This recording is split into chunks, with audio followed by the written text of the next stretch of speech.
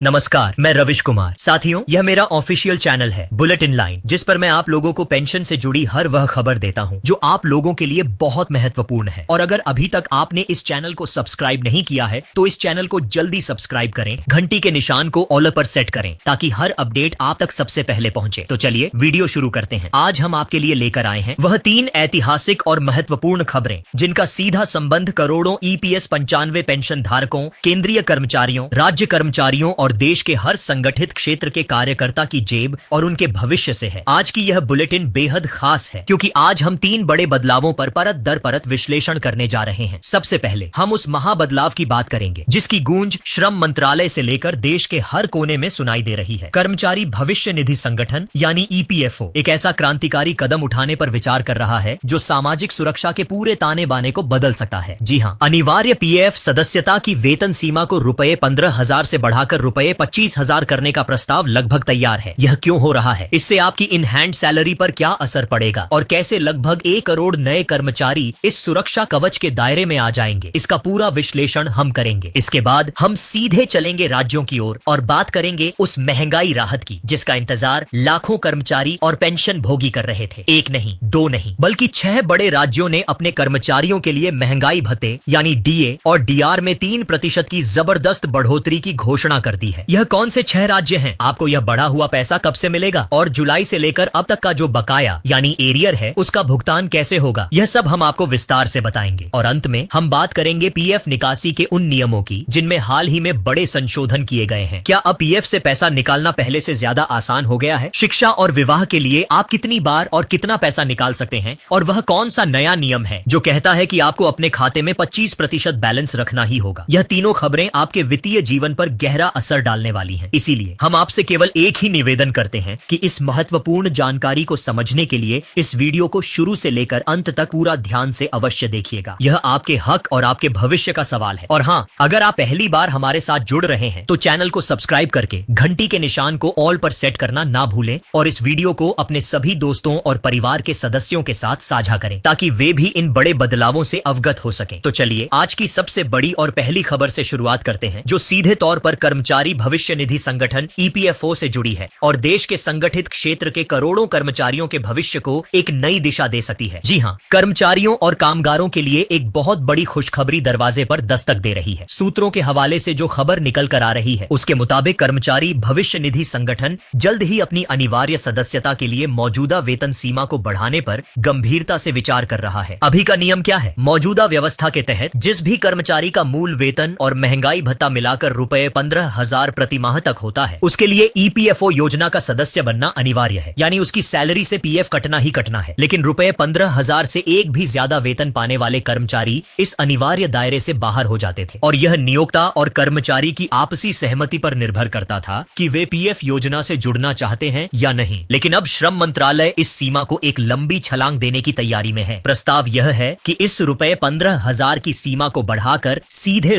₹25,000 प्रति माह कर दिया जाए। इसका मतलब क्या है? इसका सीधा और स्पष्ट मतलब यह है कि अगर यह प्रस्ताव लागू होता है तो ₹25,000 तक का मूल वेतन पाने वाले सभी कर्मचारियों के लिए PF और EPS योजना का लाभ लेना अनिवार्य हो जाएगा। यह एक ऐतिहासिक कदम होगा जो भारत के सोशल सिक्योरिटी यानी सामाजिक सुरक्षा के दायरे को अभूतपूर्व रूप से विस्तृत कर देगा। श्रम मंत्रालय के सूत्रों के अनुसार इस महत्वपूर्ण प्रस्ताव पर चर्चा इसी साल दिसंबर या अगले साल जनवरी में होने वाली EPFO के केंद्रीय न्यासी board central board of trustees की बैठक में होने की प्रबल संभावना है। माना जा रहा है कि इस बैठक में इस प्रस्ताव को हरी झंडी दिखाई जा सकती है और अंतिम मंजूरी मिलने की पूरी उम्मीद है। अब सवाल यह उठता है कि इस बदलाव की जरूरत क्यों पड़ी? इसके पीछे कई ठोस कारण हैं। सबसे पहला कारण है देश के ट्रेड यूनियनों की लंबे समय से चली आ रही मांग। तमाम बड़े श्रमिक संगठन यह दलील दे रहे थे कि ₹15,000 की यह सीमा आज के समय में खासकर मेट्रो शहरों और बड़े औद्योगिक क्षेत्रों में अप्रासंगिक हो चुकी है। आज के दौर में एक कुशल या अर्धकुशल श्रमिक मिड स्किल्स वर्कर का वेतन भी आसानी से ₹15,000 से ज्यादा होता है, जिस वजह से वे अनिवार्य सामाजिक सुरक्षा के इस महत्वपूर्ण दायरे से बाहर हो जाते थे। दूसरा बड़ा कारण है सोशल सिक्योरिटी फॉर ऑल का सरकारी लक्ष्य। सरकार चाहती है कि देश का कोई भी संगठित कर्मचारी भविष्य निधि और पेंशन के लाभ से वंचित ना रहे। सीमा बढ़ने के बाद एक अनुमान के मुताबिक लगभग 1 करोड़ नए कर्मचारी इस योजना के सुरक्षा कवच के तहत आ जाएंगे। यह उन मिड स्किल वर्कर्स को भविष्य निधि का वह लाभ देगा जिससे वे अब तक महरूम थे। थे। वित्त विशेषज्ञों ने भी सरकार के इस कदम को एक बेहद सकारात्मक और व्यावहारिक सुधार बताया है। उनका कहना है कि यह न केवल अधिक कर्मचारियों को दीर्घकालीन वित्तीय सुरक्षा प्रदान करेगा, बल्कि यह वेतन संरचना यानी सैलरी स्ट्रक्चर को भी ज्यादा पारदर्शी बनाने में मदद करेगा। यह भारत के विशाल कार्य बल को दीर्घकालीन बचत और सेवानिवृत्ति के बाद पेंशन सुरक्षा की दिशा में ले जाने वाला एक मील का पत्थर साबित हो सकता है। लेकिन जैसा कि हर सिक्के के दो पहलू होते हैं, इस बदलाव का एक दूसरा पहलू भी है। कुछ विशेषज्ञों और कर्मचारी वर्गों का यह भी मानना है कि इस बदलाव का विरोध भी देखने को मिल सकता है। क्यों? क्योंकि पीएफ का सीधा संबंध आपकी इन हैंड सैलरी यानी हाथ में आने वाले वेतन से है। इसे ऐसे समझिए, मान लीजिए आपका वेतन 20,000 रुपए है। मौजूदा नियम के हिसाब से आप पीएफ के दायरे से बाहर थे और आपको पूरा रुपए 20,000 हाथ में मिलता था। लेकिन नए नियम के लागू होते ही आपके रुपए 20,000 के मूल वेतन पर 12% यानी रुपए 2,400 आपके पीएफ खाते में कटने लगेगा और इतना ही योगदान रुपए 2,400 आपके नियोक्ता को भी जमा करना होगा। इसका नतीजा यह होगा कि आपकी इन हैंड सैलरी 4,800 रुपए कम हो जाएगी। निम्न और मध्यम आय वर्ग के वह कर्मचारी जिनकी प्राथमिकता हर महीने हाथ में आने वाला पैसा होती है ताकि वे अपनी ईएमआई या घर का खर्च चला सकें, वे इस कदम का स्वागत शायद ना करें। हालांकि यह समझना जरूरी है कि यह कटौती कोई खर्च नहीं बल्कि आपका ही निवेश है। यह पैसा आपके ही पीएफ खाते में जमा हो रहा है, जिस पर सरकार शानदार ब्याज देती है और यही पैसा बुढ़ापे में आपकी पेंशन और भविष्य निधि के रूप में आपका सबसे बड़ा सहारा बनता है। कुल मिलाकर यह फैसला अल्पकालिक नकदी, शॉर्ट टर्म लिक्विडिटी बनाम दीर्घकालिक सुरक्षा, लॉन्ग टर्म सिक्योरिटी के बीच एक संतुलन साधने का प्रयास है और फिलहाल सरकार का पल्लड़ा दीर्घकालिक सामाजिक सुरक्षा की ओर भारी दिख रहा है। यह एक बहुत बड़ी खबर है जिस पर हमारी नजर बनी रहेगी। चलिए अब रुक करते हैं आज की दूसरी सबसे बड़ी खबर की ओर, जिसका इंतजार देश के लाखों राज्य कर्मचारियों और पेंशन भोगियों को बेसब्री से था। जी हाँ, हम बात कर रहे हैं महंगाई भत्ते, डियरनेस अलाउंस और महंगाई राहत, डियरनेस रिलीफ में हुई जबरदस्त बढ़ोतरी की। त्योहारों के सीजन के ठीक बाद एक एक करके 6 बड़े राज्यों ने अपने कर्मचारियों और पेंशनरों को बड़ा तोहफा दे दिया है। केंद्र सरकार के फैसले की तर्ज पर इन 6 राज्यों ने भी महंगाई भत्ते में 3% की सीधी वृद्धि की घोषणा कर दी है। जैसा कि आप जानते हैं, केंद्र सरकार ने 1 अक्टूबर 2025 को अपने केंद्रीय कर्मचारियों और पेंशन भोगियों के लिए डीए और डीआर में 3% की बढ़ोतरी को मंजूरी दी थी। इस बढ़ोतरी के साथ केंद्रीय कर्मचारियों का महंगाई भत्ता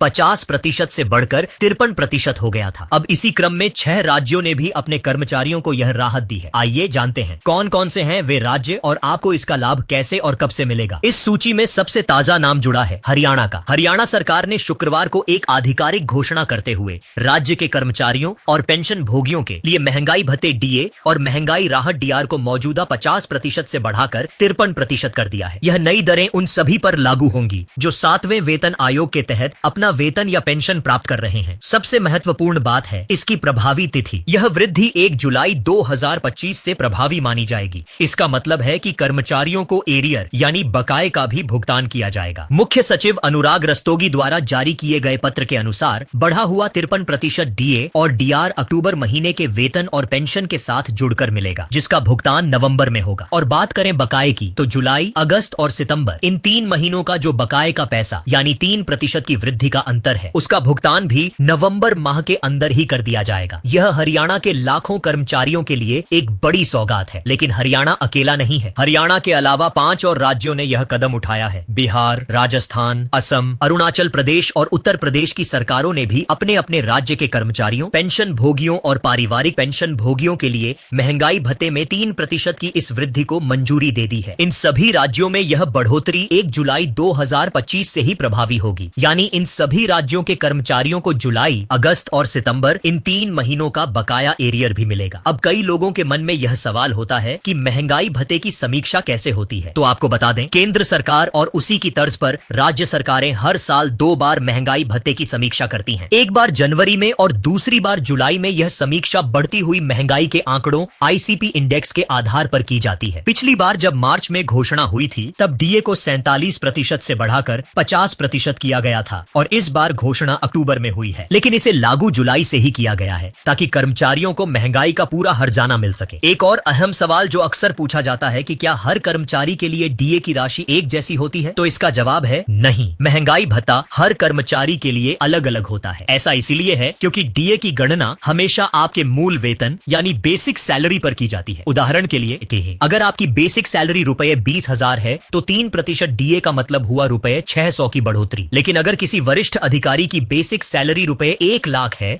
तो उनके लिए 3% डीए का मतलब हुआ रुपए 3,000 की बढ़ोतरी। इसके अलावा यह आपकी नौकरी के क्षेत्र, सरकारी या निजी और नौकरी के स्थान, शहरी, ग्रामीण जैसे कारकों पर भी निर्भर करता है, लेकिन मूल रूप से यह आपके मूल वेतन का एक निश्चित प्रतिशत होता है। यह 6 राज्यों के कर्मचारियों के लिए निश्चित रूप से एक बड़ी राहत की खबर है जो इस बढ़ती महंगाई में उन्हें थोड़ी आर्थिक मजबूती देगी। और अब दोस्तों बात करते हैं आज की तीसरी और अंतिम बड़ी खबर की, जो सीधे आपके पीएफ खाते से जुड़ी है। कर्मचारी भविष्य निधि संगठन ईपीएफओ ने पीएफ से पैसा निकालने यानी आंशिक निकासी, पार्शियल विथड्रॉल के नियमों में कुछ महत्वपूर्ण बदलाव किए हैं। यह समझना बहुत जरूरी है कि पीएफ का पैसा मुख्य रूप से आपकी सेवानिवृत्ति यानी रिटायरमेंट के लिए होता है, लेकिन जिंदगी में कई ऐसे अहम पड़ाव और जरूरतें आती हैं, जैसे बच्चों की शिक्षा, शादी, घर खरीदना या मेडिकल इमरजेंसी, जिनके लिए हमें पैसों की जरूरत पड़ती है। इन्हीं जरूरतों को देखते हुए ईपीएफओ ने नियमों को पहले से ज्यादा लचीला और फायदेमंद बनाने की कोशिश की है। आइए जानते हैं कि पहले क्या नियम थे और अब कौन से नए नियम लागू किए गए हैं जिनसे आपको सीधा फायदा देखने को मिल सकता है। सबसे पहला और बड़ा बदलाव जो किया गया है वह शिक्षा और विवाह से संबंधित निकासी को लेकर है। पहले के नियमों के तहत आप अपने पूरे सेवा काल में शिक्षा या विवाह जैसी जरूरतों के लिए केवल 3 बार ही पीएफ से पैसा निकाल सकते थे। यह सीमा कई बार अपर्याप्त साबित होती थी, लेकिन अब इन सीमाओं को बढ़ा दिया गया है। नवीनतम ईपीएस नियमों के तहत सदस्य अब शिक्षा से संबंधित जरूरतों के लिए 10 बार तक निकासी की अनुमति पा सकते हैं। इसी तरह विवाह से संबंधित निकासी के लिए भी यह सीमा बढ़ाकर 5 बार तक कर दी गई है। यह उन अभिभावकों के लिए बहुत बड़ी राहत है जिनके एक से ज्यादा बच्चे हैं या जिन्हें उच्च शिक्षा के लिए बार बार फीस भरनी पड़ती है। दूसरा बड़ा बदलाव है न्यूनतम सेवा अवधि को लेकर। पहले किसी भी प्रकार की आंशिक निकासी, पार्शियल विथड्रॉल के लिए आपको एक निश्चित लंबी सेवा अवधि पूरी करनी होती थी, लेकिन अब इस आवश्यक न्यूनतम सेवा अवधि को घटाकर महज 12 महीने कर दिया गया है। यानी अगर आपने सिर्फ 1 साल भी नौकरी की है और आपका पीएफ खाता है तो आप विशेष जरूरतों के लिए आंशिक निकासी के पात्र हो सकते हैं। तीसरा अहम बदलाव है कारण बताने की आवश्यकता को लेकर। पहले हर निकासी के लिए आपको ठोस कारण और उससे जुड़े दस्तावेज देने पड़ते थे, लेकिन अब कुछ विशेष परिस्थितियों में सदस्यों को अब निकासी के लिए बहुत ज्यादा विस्तृत कारण बताने की आवश्यकता से छूट दी गई है, जिससे प्रक्रिया थोड़ी आसान हो सके। लेकिन इन सभी सहूलियतों के साथ ईपीएफओ ने एक बहुत ही महत्वपूर्ण सुरक्षा नियम भी लागू किया है। यह नया और सबसे प्रमुख नियम है खाते में न्यूनतम बैलेंस बनाए रखने का। ईपीएफओ ने अब यह अनिवार्य कर दिया है कि आप कितनी भी निकासी करें, आपके पीएफ खाते की कुल शेष राशि का कम से कम 25% हिस्सा खाते में हमेशा बना रहना चाहिए। यह नियम क्यों लाया गया? यह इसीलिए लाया गया है ताकि आपका खाता सक्रिय रहे और उस बची हुई राशि पर आपको लगातार 8.5% का शानदार वार्षिक ब्याज मिलता रहे। इससे यह सुनिश्चित होगा कि आप अपनी तात्कालिक जरूरतें भी पूरी कर लें और आपकी सेवानिवृत्ति निधि, रिटायरमेंट फंड भी धीरे धीरे बढ़ती रहे। कुल मिलाकर यह नए नियम पीएफ को सिर्फ एक रिटायरमेंट फंड से ज्यादा जिंदगी के अहम पड़ावों पर एक आर्थिक सहयोगी बनाते हैं। लेकिन यहाँ हमारी एक सलाह है, पीएफ निकासी के नियम भले ही आसान हो गए हो, लेकिन यह आपका बुढ़ापे का सहारा है। नियमों और टैक्स के प्रभाव को समझे बिना बार बार पैसा निकालना आपको लंबे समय में बड़ा नुकसान पहुंचा सकता है, क्योंकि एक बार जब आप पैसा निकाल लेते हैं तो उस पैसे पर जो चक्रवृद्धि ब्याज, कंपाउंडिंग इंटरेस्ट आपको मिलने वाला था वह मिलना बंद हो जाता है। इसलिए किसी भी गैर जरूरी खर्च के लिए पीएफ का पैसा निकालने से बचें। समझदारी से निवेश करें। अपनी तात्कालिक जरूरतों के लिए आप बजाज फाइनेंशियल फिक्स्ड डिपॉजिट जैसे अन्य सुरक्षित निवेश विकल्पों पर भी विचार कर सकते हैं, जहां आपके पैसे को सुरक्षित रखने के साथ साथ स्थिर रिटर्न भी मिलता है। चाहे आप रिटायरमेंट की तैयारी कर रहे हो या भविष्य के खर्चों के लिए बचत, हमेशा समझदारी भरा वित्तीय निर्णय लें और अपनी पात्रता की जांच जरूर कर लें। तो दोस्तों, यह थी आज की 3 सबसे बड़ी और महत्वपूर्ण खबरें। पहली, ईपीएफओ द्वारा वेतन सीमा को 15,000 से 25,000 तक बढ़ाने का प्रस्ताव, जो सामाजिक सुरक्षा के दायरे को ऐतिहासिक रूप से बढ़ाएगा। दूसरी, 6 बड़े राज्यों हरियाणा, बिहार, राजस्थान, असम, अरुणाचल प्रदेश और उत्तर प्रदेश में 3% महंगाई भत्ते की बढ़ोतरी, जो लाखों कर्मचारियों को राहत देगी। और तीसरी, पीएफ निकासी के नियमों में बदलाव, जो जरूरत के समय आपको ज्यादा लचीलापन प्रदान करते हैं, लेकिन साथ ही 25% न्यूनतम बैलेंस की शर्त भी लगाते हैं। हमें उम्मीद है कि हमने इन सभी जटिल विषयों पर आपको स्पष्ट